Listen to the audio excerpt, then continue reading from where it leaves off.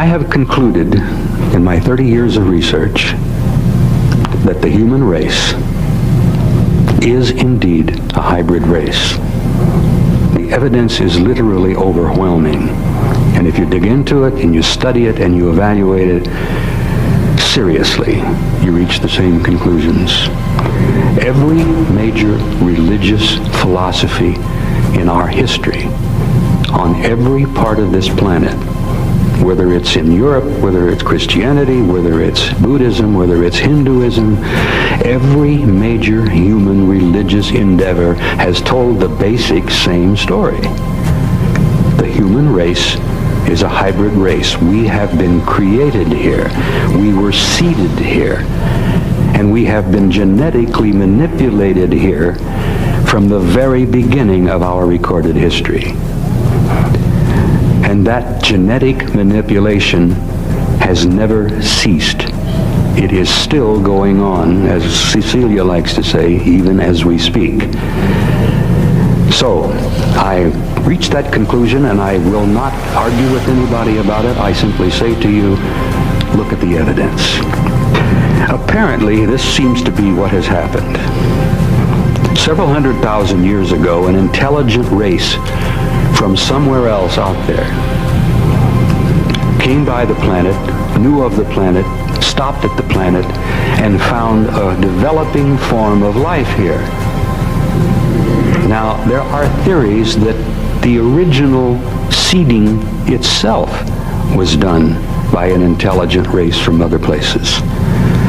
But some of the theories have stated that this advanced intelligence was on an excursion, a trip, and they stopped off here and found a developing form of life and decided to manipulate that developing form of life into a higher form. And they've been involved in that off and on, but continually, for at least 100,000 years. When I studied anthropology some years ago, I always wondered why poor old Neanderthal suddenly disappeared in terms of time, a few centuries. And this new form, completely new form, which we call Cro-Magnon, appeared. What happened to poor old Neanderthal? Who is Cro-Magnon? Well, look around the room. You'll see Cro-Magnon here right today. But in terms of geology, in terms of anthropology, in terms of evolutionary theory, none of that seemed to make a lot of sense.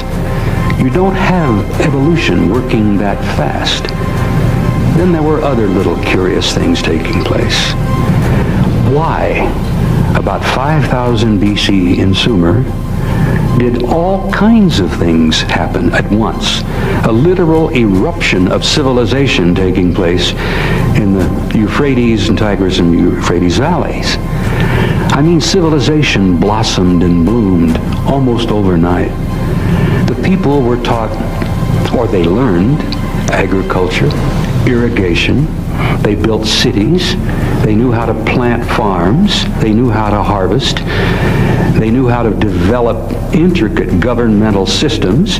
They developed a military idea. They developed a very intricate theological and philosophical philosophy. And where did this all happen? Why did it all happen literally overnight? Well, Zecharia Sitchin, in his absolutely monumental work, clearly has the answer.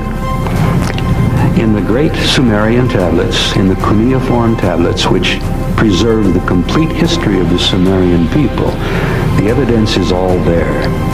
Sitchin is probably one of about 10 people on the planet who can sit down and read cuneiform tablets like you and I read the morning paper. The Sumerians told us how it happened, how it came to be, where they got the knowledge, who taught them the knowledge. And this fits, and I tell you it does, fit perfectly with every other story, myth, legend, history of every people on this entire planet. The human race is a hybrid. We were seeded here, and we have had what I like to call an intimate interrelationship with high technology, advanced intelligence for hundreds of thousands of years. Now, the crucial thing is that it's still going on. It hasn't stopped. They are still involved. And the big question has been for many of us is, who the hell are they and what are they doing with us? Which ties in perfectly with the ancient philosophical questions that each and every one of us has asked. Who are we? Who are we? How did we come to be here? What are we here for? And where are we going? And this is, if you remember from your own teachings, education, in school or church, the basic questions that human beings have been asking since the beginning of time. Who are we? Why are we here? And where are we going? And now in the last 25, maybe 50 years, enough people on this planet have seen enough evidence. They have had literally some of the facts and some of the evidence rubbed on their nose.